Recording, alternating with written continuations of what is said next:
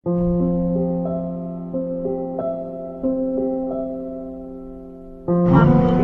jazakallah khairan. Ya, sama-sama. Amin. Hello S people, saya Vian. Video ini saya buat bukan buat pamer, apalagi nyari duit. Soalnya semua hasil AdSense video ini bakal saya sumbangin lagi. Video ini saya buat untuk laporan pertanggungjawaban ke kalian atas duit AdSense dari video sebelumnya yang seluruhnya kita donasikan. Sekalian buat curhat dikit, atas apa yang selama ini jujur aja bikin saya capek banget dan emosi. Dan semoga aja sekaligus bisa kasih inspirasi juga buat kalian semua. Well, jujur saya muak banget lihat berita-berita dari media-media, konten-konten yang ada di YouTube maupun sosial media belakangan ini. Sampai tahap sesak napas bro, karena terlalu banyak gejolak emosi yang luar biasa panas. Entah politisasi, konspirasi, saling tuding, saling menyalahkan, saling mencaci maki di tengah kondisi yang kayak gini.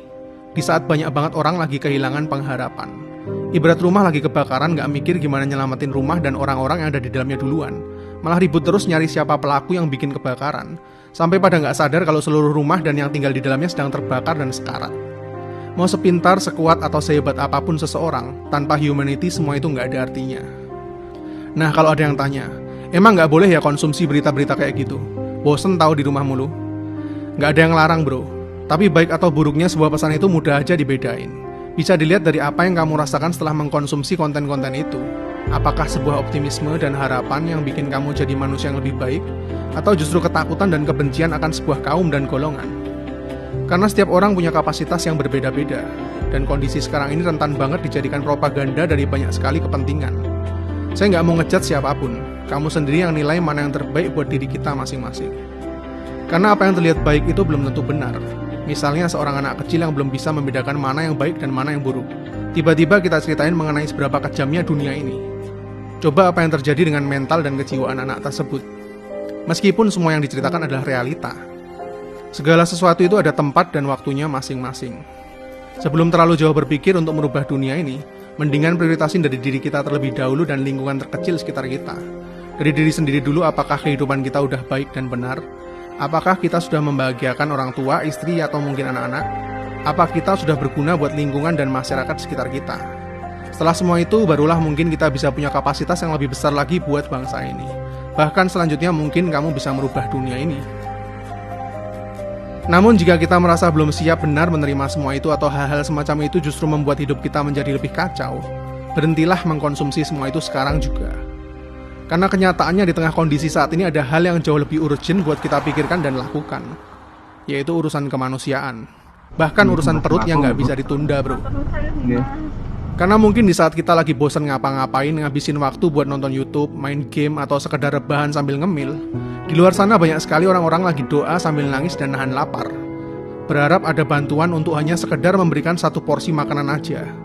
Supaya anak atau bayinya masih bisa makan setidaknya untuk hari ini aja. Kita sama-sama tahu kalau selain dampak wabah ini, selanjutnya bakal ada dampak yang lebih besar akan melanda negara kita, yaitu dampak perekonomian. Yang kalau kita nggak hati-hati bakal membesar lagi jadi chaos kalau sampai jutaan orang kehilangan pekerjaan dan penghasilan buat ngasih makan keluarganya. Mereka nggak bisa nunggu bro, karena di detik ini aja ada banyak yang belum makan satu hari bahkan berhari-hari pas saya muter ke jalan-jalan. Apalagi berminggu-minggu atau berbulan-bulan. Yuk berhenti nyari kesalahan semua pihak bro. Mending mulai dari diri kita sendiri aja. Karena setiap orang yang hidup itu punya tanggung jawabnya masing-masing sama dunia ini dan Tuhannya. Jadi di sini saya cuma pengen ngajak kalian semua bikin perubahan kecil aja, nggak usah muluk-muluk. Bagi kalian yang punya duit lebih, bantu lingkungan terdekat masing-masing secara individual. Entah setiap hari 10.000 beras atau satu porsi makanan disalurkan ke lingkungan-lingkungan terdekat sekitar kalian yang benar-benar membutuhkan. Kalau memang bisa dan mampu, lakukan satu kebaikan setiap harinya. Khususnya buat keluarga-keluarga yang punya banyak anak, bayi, dan orang-orang tua. Kalau setiap dari kita bisa lakuin hal kecil ini, efek dominonya bakal jadi gede banget buat seluruh bangsa bro. Bakal terjadi sebuah keseimbangan dan bukan lagi kesenjangan. Karena sebuah kesenjangan yang terus diabaikan hingga membesar, pada akhirnya akan mengambil alih juga dengan paksa supaya terjadi sebuah keseimbangan. Dan bukan cuma sekedar nominal duitnya aja yang kalian berikan ke orang tersebut. Tapi ada yang jauh lebih mahal dari itu, yaitu sebuah kasih dan harapan yang sedang kalian bagikan ke orang-orang itu. Sama halnya seperti sebuah virus. Kebaikan itu juga bakal menular ke orang lain. Karena kita tidak pernah tahu jika nanti di saat tergelap hidupnya, mungkin kebaikan kalian itulah satu-satunya yang akan mereka ingat sehingga mereka tetap punya sebuah harapan akan kehidupan. Karena mereka percaya masih ada yang namanya kasih di dunia ini. Dan mungkin itulah satu-satunya hal yang membuat manusia tidak kehilangan nuraninya untuk tetap menjadi seorang manusia. Saya tidak menyangkal kalau semua hal yang tengah terjadi di dunia kita belakangan ini semakin mendekat ke tanda-tanda akhir zaman. Dan hal itu adalah sebuah kepastian yang akan terjadi, entah cepat ataupun lambat.